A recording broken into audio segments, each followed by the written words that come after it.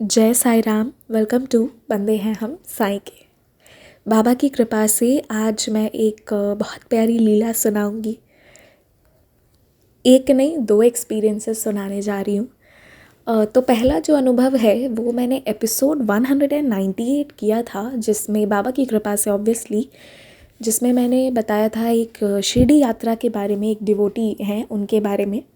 मैंने वहाँ भी आप लोगों को बताया था। वो बहुत स्वीट हैं, बहुत अच्छे से बात करती हैं और हमने इतने सारे मेल्स एक्सचेंज किए हैं कि कहीं ना कहीं वो एक दिल वाली बॉन्डिंग जो हो जाती है ना, वो हो गई।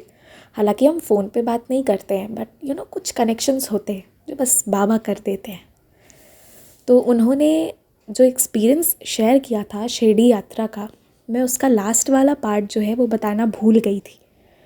तो हुआ ये था कि जहाँ बाबा बीच में जब चले गए थे, तो जहाँ उन्होंने मेडिटेशन किया था, तो वो वाला जो जगह है वो वहाँ पे नहीं जा पाई थी। तो क्या हुआ कि सबसे पहले तो उनके साथ ये हुआ कि जब वो जाने लगी तो उनका दर्शन बहुत अच्छा हुआ था। मैं वो वाला वीडियो का लिंक यहाँ पे डाल दूँगी कमेंट सेक्शन में। और दर्शन बहुत अच्छा हुआ। फिर जाने लगी तो पूरा सामान लेके वापस वो लोग द्वारका माई जी का दर्शन किए थे। एंड वो बहुत रोई भी थी, क्योंकि किसी को भी वहाँ से आने का मन नहीं होता है। और उसके बाद जब वो टैक्सी पे बैठे ना, तो उनके वो जो कैब वाले भैया थे, कैब था या ऑटो था ये मुझे याद नहीं आ रहा है, तो उन्होंने ना इन्हें पूछा कि जहाँ बाबा मेडिटेट किए थे, क्या आप वहाँ दर्शन ली हैं? तो इनके आँखों से आंसू आने लगे, क्योंकि इन्हें वहाँ जाने का बहुत मन था और बस वो वाला जगह था वो इनका मिस हो गया था। क्योंकि 28 ईयर्स के बाद पहली बार शिरडी गई थी, तो मन हो रहा था कि सारी जगह हम चले जाएं। तो कैब वाले को इन्होंने कहा नहीं, तो वो एग्जैक्टली वहाँ ले जाके रोक दिए, बोले जाइए उतरिए और कीजिए दर्शन। शी वॉज सो हैप्पी वो दर्शन करके।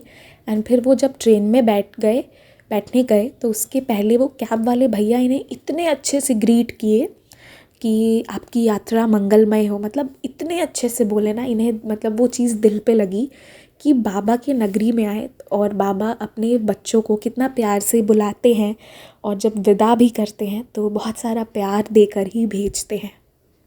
तो वहाँ बाबा इन्हें बहुत सारे अच्छे लोगों से मिलवाए। ये भी तो बाबा का ब्लेसिंग है ना, कि लाइफ में हम अच्छे लोगों से मिले, क्योंकि ज़रूरी नहीं है कि हर वक्त अच्छे लोग ही मिल जाएं, पर जिस पे बाबा की कृपा है अच्छे लोग मिलेंगे ही। तो इन्हें बहुत अच्छा लगा था कि इस तरीके से अच्छे से मुझे ग्रीट किया गया। और मैंने बताया था ना कि ये नॉर्थ इंडियन है, इनके हस्बैंड साउथ इंडियन है, तो ऐसा नहीं है ये भी साउथ इंडियन है। और मैंने बताया था कि इनके हस्बैंड को पूरी खाना बहुत पसंद है, और उससे जुड़ी हुई लीला हुई थी जो मैंने उस वीडियो में पूरा बताया। पर जब मैं इनका एक्सपीरियंस सुन रही थी ना, मैं सोच रही थी कि ये बहुत लकी है। इन्होंने साउथ इंडिया में जो है उनसे इनकी शादी हुई है ना, तो इन्हें इडली और डोसा खाने मिलेगा, क्योंकि जो चेन्नई वाला डोसा और सांभर होता है ना, वो पटना में वो फ्लेवर नहीं है, चाहे हम कहीं भी खा लें। तो मैं बहुत खुश हो रही थी सोच के कि इन्हें तो बहुत मज़ा आएगा, साउथ इंडिया में चली गई हैं। बट मुझे बाद में पता चला कि ये भी साउथ इंडियन है। तो बस मैं थोड़ा करेक्ट करना चाहती थी, क्योंकि मैंने एक को नॉर्थ इंडियन, एक को साउथ इंडियन बता दिया था। और नॉर्थ हो, साउथ हो, ईस्ट हो, वेस्ट हो, सब इंडियन है, सब बाबा के बच्चे हैं, और ये तो बहुत प्यारी है। तो इनका एक्सपीरियंस आप लोग ज़रूर सुनिएगा। और इसके साथ मैं जो आपको आज का एक्सपीरियंस सुनाना चाहती हूँ, वो आया है एक मैम का। वो बांग्लादेश से है। तो मुझे ये एक्सपीरियंस सुन के ना इतनी खुशी हुई कि मैं अभी इंस्टाग्राम पे बहुत सारे लोग एक्सपीरियंस भेजे हैं, मेल भी किए हैं। मैंने सोचा कि मैं आज ये वाला ही सुनाऊँ। ये सोनी सीरियल पर मेरे साई करके एक सीरियल आता है, उसे देखकर इन्हें बहुत अच्छा लगने लगा और ये बाबा को मानना शुरू कर दी।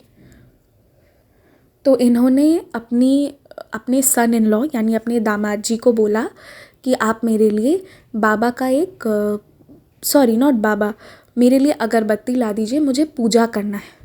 और ये मन ही मन सोच रही थी कि अभी साईं बाबा को पूजा करना है, मेरे पास एक फ़ोटो होती तो मैं उनकी पूजा कर पाती।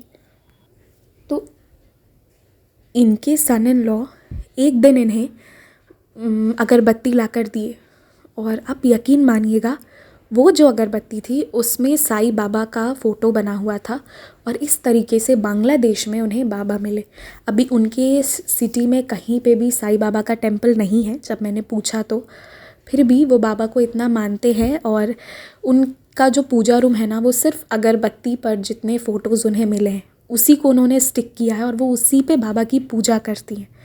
आप सोचिए कि ये कितनी मतलब प्यारी लीला उनके साथ हुई कि वहाँ बांग्लादेश में भी उन्होंने जब बाबा को बुलाना चाहा तो बाबा ये नहीं देखे कि ये एकदम वो टिपिकल ऐसा एरिया है जहाँ साईं बाबा का कोई दूर दूर तक लेना देना नहीं है, फिर भी उन्हें बाबा वाली अगरबत्ती की फ़ोटो मिली। ये तो एक चीज़ उनके साथ हुई और उन्होंने पूरा पूजा रूम जो है उसी से डेकोरेट कर दिया है। जो फ़ोटोज़ बाबा क्या है बहुत सुंदर से रखा है उन्होंने।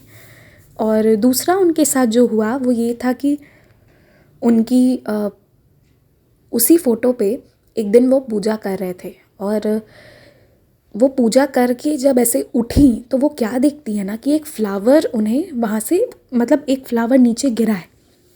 तो वो बहुत शॉक्ड थी क्योंकि जब आप बाबा के ऊपर कोई फ्लावर ऑफ़र करेंगे या कुछ करेंगे तब तो फ्लावर नीचे गिरेगा।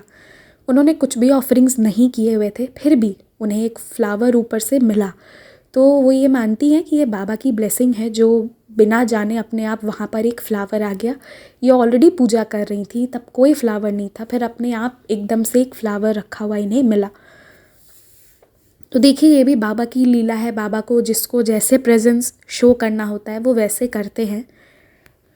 बस बाबा पर विश्वास रखिए। लाइफ में चैलेंजेस आते रहते हैं, वो आते रहेंगे। ऐसा नहीं है कि साईं बाबा हैं तो लाइफ में कभी प्रॉब्लम नहीं आएगा या कोई चैलेंज नहीं आएगा, पर हाँ बाबा पर विश्वास है तो हर प्रॉब्लम से आप बाहर आ जाएंगे। इवन कोई डिफ़िकल्ट से डिफ़िकल्ट सिचुएशन हो, चैलेंज हो, कुछ भी हो, बाबा हर चीज़ से ओवरकम करवा देते हैं। बस विश्वास होना चाहिए, सच्चा विश्वास होना चाहिए। और एक डिवोटी ने मुझसे क्वेश्चन करा था कि मैं साई सच्चरित जी कितनी बार पढ़ती हूँ। तो मैं अगर 2021 का अपना हिसाब किताब बताऊँ तो मैं जनवरी में पढ़ी थी जब मैं ग्लोबल महापारायण में थी, फिर मैंने छोड़ दिया। फिर मैंने मई जून के अराउंड कुछ वीक्स पढ़े थे, फिर वो भी वहाँ से भी मेरा हटना हो गया था। एंड फिर फाइनली मैं नवंबर एंड से स्टार्ट की पढ़ना। तो आप समझ ही सकते हैं कि मैंने कितना साई सच्चरित जी पढ़ा होगा। और ये सब मैं बस इसलिए बता रही हूँ कि इट इज़ नॉट इम्पॉर्टेंट कि आप बहुत ज़्यादा पढ़ें तभी आपको बाबा की ब्लेसिंग्स मिलेगी, या बहुत फूल चढ़ाएंगे या अगरबत्ती दिखाएंगे तभी मिलेगी। आप कुछ भी नहीं करेंगे ना, बस एक विश्वास रखेंगे अपने मन में, वो एक ऐसा इक्विलिब्रियम जिसको कोई हिला नहीं सकता। बाहर से कुछ भी हो जाए पर अंदर से कोई कुछ शेक ऑफ नहीं कर सकता। बस वो चाहिए और कुछ नहीं चाहिए। चैलेंजेस हमेशा आते हैं, आते रहेंगे, बट बाबा स्ट्रेंथ देंगे, बाबा रास्ता दिखाएंगे। तो बाबा पे विश्वास रखिए और अपने एक्सपीरियंसेस भी ज़रूर शेयर कीजिएगा। आप सबको जय साईं राम, स्टे ब्लेस्ड।